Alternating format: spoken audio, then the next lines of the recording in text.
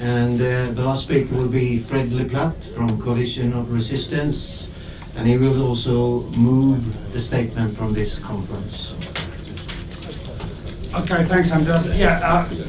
I'm speaking for the Coalition of Resistance and moving the declaration which you've received. We've circulated it around to some of our, well, as many of our other organisations from Europe that are coming together, and hopefully we've got a consensus, and I would urge you to all vote for it. And just to say that there's 4 points I think which are important about it. First of all is to recognise there's a deep and fundamental crisis of the system, that there's increased attacks on democracy and increased austerity, and we need mass resistance, and that can be victorious as it was in Quebec. That we need common action, common united action and solidarity across Europe. And finally, and most importantly, we need solidarity with Greece, because that's where the front line is. Okay, the organisations which are here today, maybe it's a small conference, but we represent those forces that understand the urgency of the situation and which are prepared to mobilise and to organise for the resistance, for a resistance against the austerity at a level which is necessary to roll back the attacks. The demonstration yesterday, however good it was, well, came 18 months after the last demonstration, and demonstrations every 18 months is not sufficient to defeat what is coming towards us. We also need it was good, but we also need to step up the struggle in Britain and elsewhere, and the commitments of the TUC and some other unions to start at least talking about a general strike is absolutely essential in order to step up the struggle to the level necessary to roll back the attacks.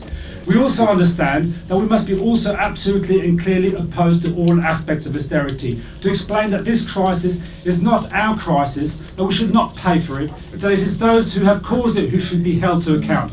That means arguing for a few key demands, such as cancelling the debt, taxing the rich, nationalising the banks. These are the sorts of demands which are the petition which the Coalition of Resistance are launching. These are part of the demands which are the 5-point programme which Syriza stood in the elections earlier this year. Such a clear programme, unambiguous, can give hopes to millions of people that want to actually fight and want to defeat austerity. Any minor reforms are not credible. Tinkering around with the system only postpones the crisis and the attacks for a few months. An alternative economic programme is what is needed to the hardcore austerity policies of the Tories or the austerity lights of New Labour, who want us to accept cuts, but not so fast and not so deep as that of the Tories, or that of the Hollande government who signs up to the fiscal treaty. In coming together today, we also understand that this is a crisis of the capitalist system unfolding across Europe, with structural adjustment programmes being imposed in Greece and elsewhere.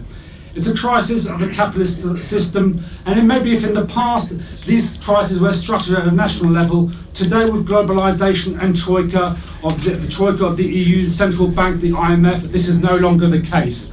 That's why we need to have a European-wide resistance, organised and with certain minimum demands together, which we can come together around. Our resistance has to be international and has to be victorious at a national and at a European level, and the ruling class knows that. That's why the resistance in Greece is so important.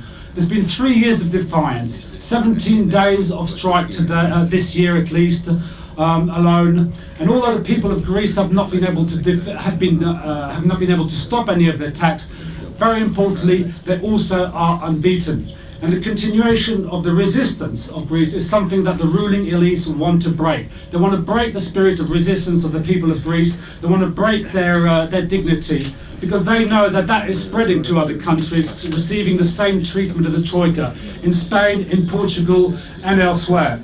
And if the austerity plans are stopped or frustrated in at least one country, then there will be a political crisis in the Troika, an intense crisis which will open the road to defeating the austerity plans. The collapse of the government in Greece is a possibility in the near future. The election of a Syriza government replacing PASOK and Samaras is a possibility, and that would open up.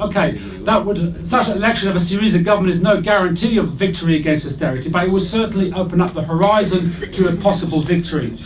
And the stakes for the ruling class are very high, and they are prepared to stoop to any level to that, including, for example, giving the Nobel Peace Prize to the EU this week.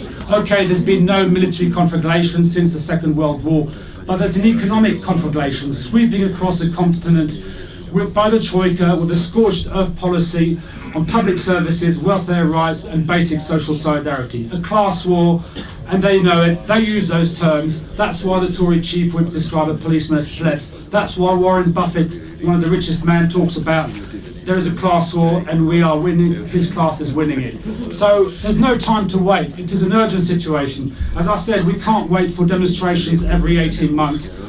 We can't wait until we're very well organised. The forces in this room here who understand that it is urgent and who are prepared to argue for a radical alternative, not a tinkering of the system, need to push the mass organisations, our mass organisation, the ETUCs, the TUC, the big unions, to taking action. That's why the call for the TUC, for the European TUC for a strike on the 14th of November is extremely important.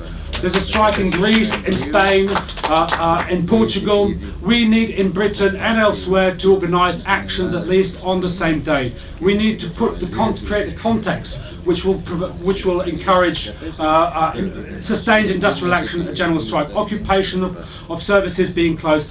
All our elected representatives that are against austerity should be voting down budgets which propose cuts and austerity in councils and parliaments. So just to conclude, there are 4 outcomes which I think it needs to be repeated. Severe defeat with a far right, austerity forever, or minor reforms which put off the crisis. But there's a 4th one, which is actually imposing a defeat on the elites and the Troika, and having a society which is run for people and the planet, and not for private profit. So the 3 things we have to do over the next few months is organise for the 14th of November, spread the resistance, and solidarity with the people of Greece.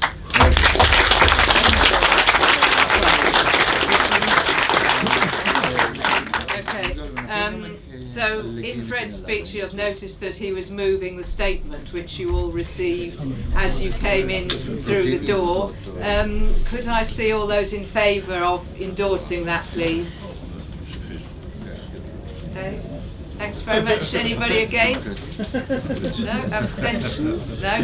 1 abstention. Otherwise unanimous. Thanks very much.